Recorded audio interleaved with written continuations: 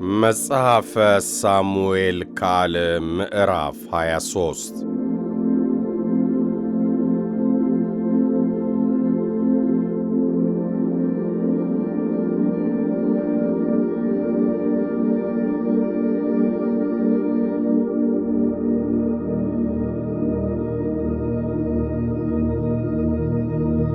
የዳዊትም የመጨረሻ ቃሉ ይህ ነው። ከፍ ከፍ የተደረገው በያዕቆብም አምላክ የተቀባው በእስራኤል ዘንድ መልካም ባለቅኔ የሆነ የእሴይ ልጅ የዳዊት ንግግር። የእግዚአብሔር መንፈስ በእኔ ተናገረ፣ ቃሉም በአንደበቴ ላይ ነበረ። የእስራኤል አምላክ ተናገረኝ። የእስራኤል ጠባቂ እንዲህ አለ፣ በሰው ላይ በጽድቅ የሚሰለጥን በእግዚአብሔርም ፍርሃት የሚነግሥ እርሱ እንደ ማለዳ ብርሃን እንደ ፀሐይ አወጣጥ በጠዋትም ያለ ደመና እንደሚደምቅ ከዝናብ በኋላ ከምድር እንደሚበቅል ልምላሜ ይሆናል። በውኑ ቤቴ በእግዚአብሔር ዘንድ እንዲሁ አይደለምን? ከእኔ ጋር በሁሉ ነገር ቅንና ጽኑ የሆነውን የዘላለም ቃል ኪዳን አድርጓል። መድኃኒቴንና ፈቃዴን ሁሉ ያበቅላል። ዓመፀኞች ሁሉ ግን ሰው በእጁ እንደማይዘው እንደ ተጣለ እሾህ ናቸው። ማናቸውም ሰው ይነካው ዘንድ ቢወድ በእጁ ብረትና የጦሩን የቦ ይይዛል። በሥራቸውም በእሳት ፈጽሞ ይቃጠላሉ። የዳዊት ኃያላን ስም ይህ ነው። የአለቆች አለቃ የሆነ ከነዓናዊው ኢያቡስቴ ነበረ። እርሱም ጦሩን አንስቶ 800 ያህል በአንድ ጊዜ ገደለ። ከእርሱም በኋላ የአሆዋዊው የዱዲ ልጅ ኤልያናን ነበረ። ለሰልፍ የተሰበሰቡትን ፍልስጤማውያንን በተገዳደሩ ጊዜ ከዳዊት ጋር ከሦስቱ ኃያላን አንዱ እርሱ ነበረ። የእስራኤልም ሰዎች ተመለሱ። ነገር ግን ተነስቶ እጁ እስኪደክምና ከሰይፉ ጋር እስኪጣበቅ ድረስ ፍልስጤማውያንን መታ። በዚያም ቀን እግዚአብሔር ታላቅ መድኃኒት አደረገ። ሕዝቡም ከእርሱ በኋላ ምርኮ ለመግፈፍ ብቻ ተመለሰ። ከእርሱም በኋላ የአሮዳዊው የአጌ ልጅ ሳማ ነበረ። ፍልስጤማውያንም ምስር በሞላበት እርሻ በአንድነት ሆነው ተከማችተው ነበር። ሕዝቡም ከፍልስጤማውያን ፊት ሸሹ። እርሱ ግን በእርሻው መካከል ቆሞ ጠበቀ፣ ፍልስጤማውያንንም ገደለ። እግዚአብሔርም ታላቅ መድኃኒት አደረገ።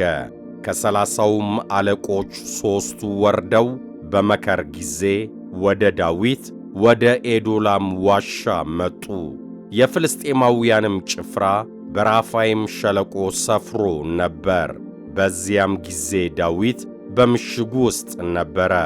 የፍልስጤማውያንም ጭፍራ በዚያ ጊዜ በቤተልሔም ነበረ። ዳዊትም በበሩ አጠገብ ካለችው ከቤተልሔም ምንጭ ውሃ ማን ባጠጣኝ ብሎ ተመኘ። 3ቱም ኃያላን የፍልስጤማውያንን ሰራዊት ቀደው ሄዱ። በበሩም አጠገብ ካለችው ከቤተልሔም ምንጭ ውሃ ቀዱ። ይዘውም ለዳዊት አመጡለት። እርሱ ግን ሊጠጣ አልወደደም። ነገር ግን ለእግዚአብሔር አፍስሶ አቤቱ ይህን አደርግ ዘንድ ከእኔ ይራቅ፣ በነፍሳቸው ደፍረው የሄዱ ሰዎች ደም አይደለምን ብሎ ይጠጣ ዘንድ አልወደደም። 3ቱ ኃያላን ያደረጉት ይህ ነው። የጽሩያም ልጅ የኢዮአብ ወንድም አቢሳ የ30ው አለቃ ነበረ። እርሱም ጦሩን በ3ቱ መቶ ላይ አንስቶ ገደላቸው። ስሙም እንደ 3ቱ ተጠርቶ ነበር። እርሱ በ30ው መካከል የከበረ አልነበረምን? ስለዚህ አለቃቸው ሆኖ ነበር። ነገር ግን ወደ 3ቱ አልደረሰም። በቀብጽኤል የነበረው ታላቅ ሥራ ያደረገው የጽኑ ሰው የዮዳሄ ልጅ በናያስ የሞዓባዊውን የቀብጽኤልን 2 ልጆች ገደለ። በአመዳዩም ወራት ወርዶ በጉድጓድ ውስጥ አንበሳ ገደለ። ረጅሙንም ግብፃዊ ሰው ገደለ። ግብፃዊው በእጁ ጦር ነበረው። በናያስ ግን በትር ይዞ ወደ እርሱ ወረደ። ከግብፃዊውም እጅ ጦሩን ነቅሎ በገዛ ጦሩ ገደለው። የዩዳዬ ልጅ በናያስ ያደረገው ይህ ነው። ስሙም እንደ ሦስቱ ኃያላን ተጠርቶ ነበር። ከ30ውም ይልቅ የከበረ ነበረ። ነገር ግን ወደ ሦስቱ አልደረሰም።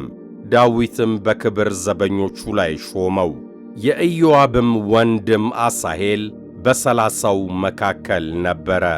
የቤተልሔም ሰው የዩዲ ልጅ ኤልያናን፣ አሮዳዊው ሳማ፣ ሄሮዳዊው ኤሊቃ፣ ፈልጣዊው ሴሌስ፣ የቴቁሐዊው የኢስካ ልጅ ኢራስ፣ አናቶታዊው አቢዔዜር፣ ኩሳታዊው ምንቡናይ፣ አሆዋዊው ሰልሞን፣ ነጦፋዊው ኖኤሬ፣ የነጦፋዊው የበዓና ልጅ ሄሌብ፣ ከብንያም ወገን ከጊብዓ የሪባ ልጅ ኢታይ፣ ጲርዓቶናዊው በናያስ፣ የጋስ ወንዝ ሰው ሂዳይ፣ ዓረባዊው አቢኤልቦን፣ በርሁማዊው አዝሞት፣ ሸዓልቦናዊው ኤሊያባ፣ የአሳል ልጆች ዮናታን፣ አሮዳዊው ሳማ፣ የአሮዳዊው የአራል ልጅ አምናን፣ የማዕካታዊው ልጅ የአስባይ ልጅ ኤሌፋላት፣ የጊሎናዊው የኤቄጦፌል ልጅ ኤልያብ፣ ቄርሜሎሳዊው ሐጽሮ፣ አርባዊው ፋሃራይ፣ የሱባ ሰው የዮናታን ልጅ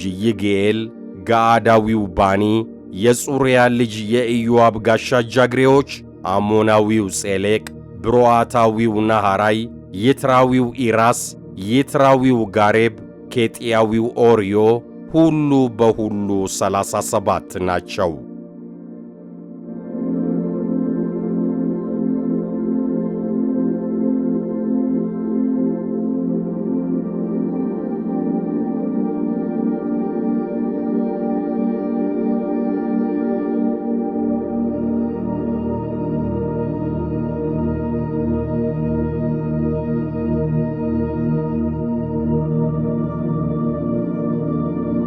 መጽሐፈ ሳሙኤል ካል ምዕራፍ 24 ደግሞም የእግዚአብሔር ቁጣ በእስራኤል ላይ ነደደ።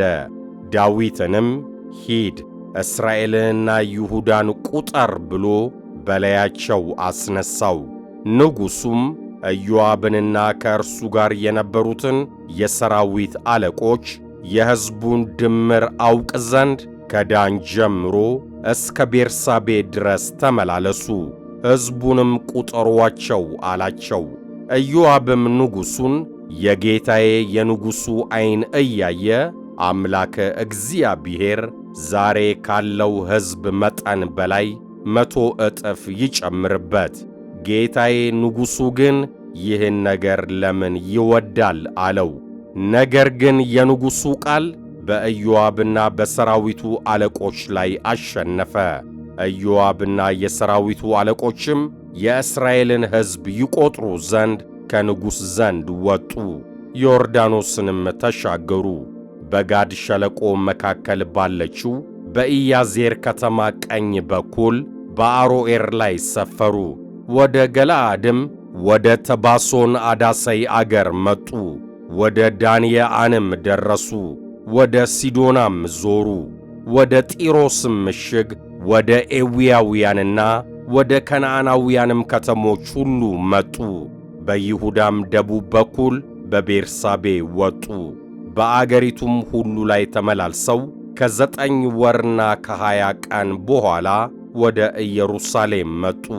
ኢዮአብም የሕዝቡን ቁጥር ድምር ለንጉሡ ሰጠ። በእስራኤልም ሰይፍ የሚመዙ 800,000 ጽኑዋን ሰዎች ነበሩ። የይሁዳም ሰዎች 500,000 ነበሩ። ሕዝቡንም ከቈጠረ በኋላ ዳዊትን ልቡ መታው። ዳዊትም እግዚአብሔርን ባደረግሁት ነገር እጅግ በድያለሁ፣ አሁን ግን አቤቱ ታላቅ ስንፍና አድርጌያለሁና የባሪያህን ኃጢአት ታርቅ ዘንድ እለምንሃለሁ አለው።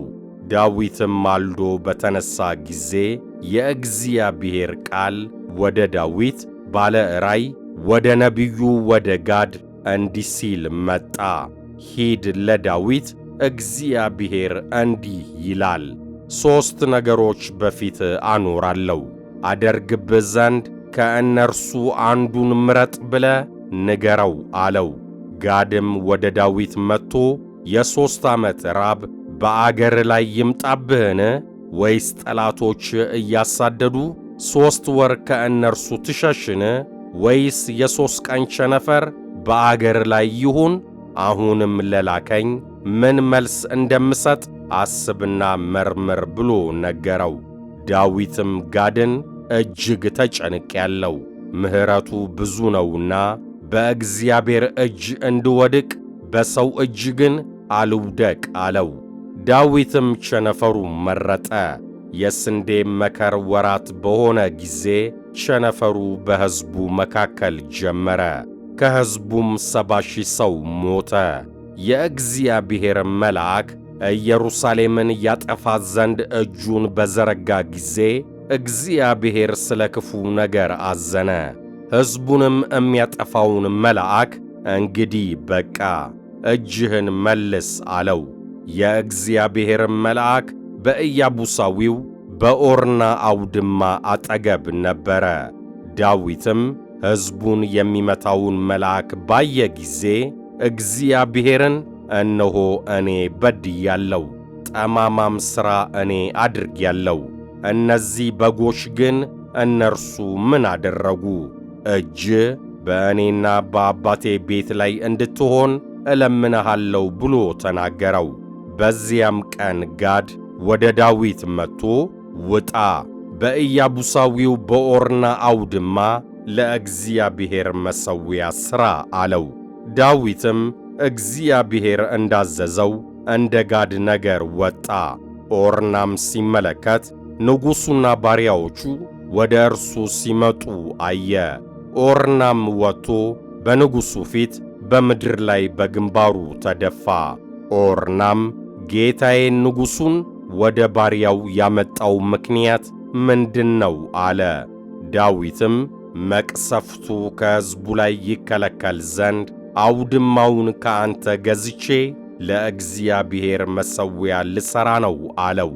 ኦርናም ዳዊትን ጌታዬ ንጉሡ እንደ ወደደ ወስዶ ያቅርብ፣ እነሆ ለሚቃጠል መሥዋዕት በሬዎች፣ ለሚቃጠልም እንጨት የአውድማ ዕቃና የበሬ ቀንበር አለ። ንጉሥ ሆይ ይህን ሁሉ ኦርና ለንጉሡ ይሰጣል አለው። ኦርናም ንጉሡን አምላክ እግዚአብሔር ይቀበል አለው። ንጉሡም ኦርናን እንዲህ አይደለም፣ ነገር ግን በዋጋ ከአንተ እገዛለሁ፣ ለአምላኬም ለእግዚአብሔር የሚቃጠል መሥዋዕት ያለ ዋጋ አላቀርብም አለው። ዳዊትም አውድማውንና በሬዎቹን በ50 ሰቅል ብር ገዛ። በዚያም ዳዊት ለእግዚአብሔር መሠዊያ ሠራ፣ የሚቃጠልና የደህንነትንም መሥዋዕት አቀረበ። እግዚአብሔርም ስለ አገሪቱ የተለመነውን ሰማ፣ መቅሰፍቱም ከእስራኤል ተከለከለ።